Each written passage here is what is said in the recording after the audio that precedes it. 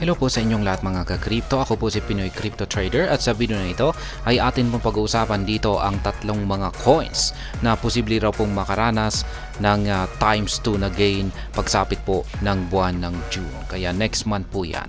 Kaya yan, bago po natin kilalanin ang tatlong mga coins na yan, ay nais ko lamang po munang bigyang linaw ang aking disclaimer kung saan ang nilalaman po ng video na ito ay hindi po ito isang financial advice. For education and information purposes lamang po ang layunin nito. Maliban po dito ay nais ko na rin pong magbigay babala na wala pong kahit anumang group chat ang Pinoy Crypto Trader. Ayan, ang unang-una po sa ating listahan dito ay walang iba kundi itong si Ethereum. Kasi alam naman po natin na nitong mga nakalipas lamang na araw ay nagkaroon na po ng approval ang mga spot Ethereum ETF. Kaya ayan, the 24-hour trading range for ETH is between $3,552.64 and $3,839.42,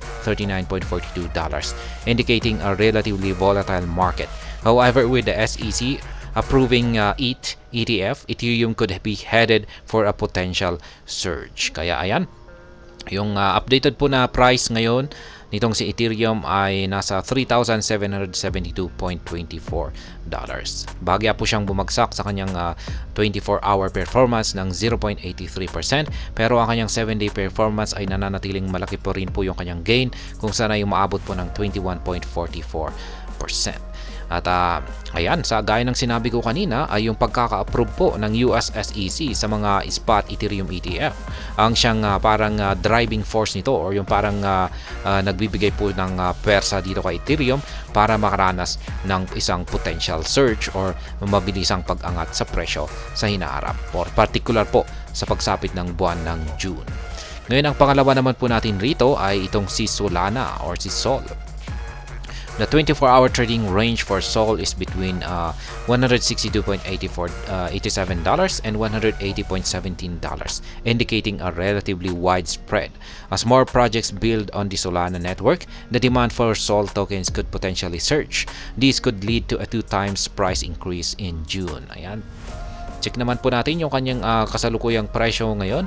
Dito na siya po ay naglalaro sa presyong $169.95.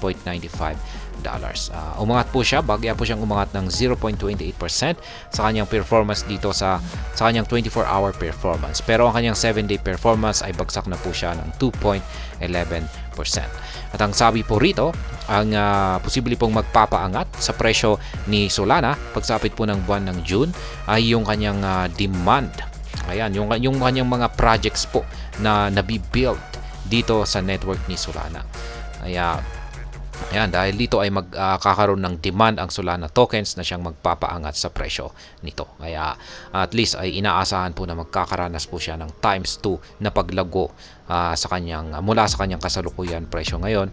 At ayan, lalago po siya ng times 2 pagsapit po ng buwan ng June. Yan, ang pangatlong coin naman po natin ngayon ay itong si Cardano. The 24-hour trading range for ADA is between 0.4486 and 0.4876, indicating a relatively narrow spread.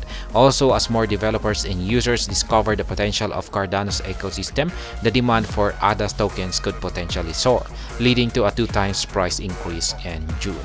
Ayan.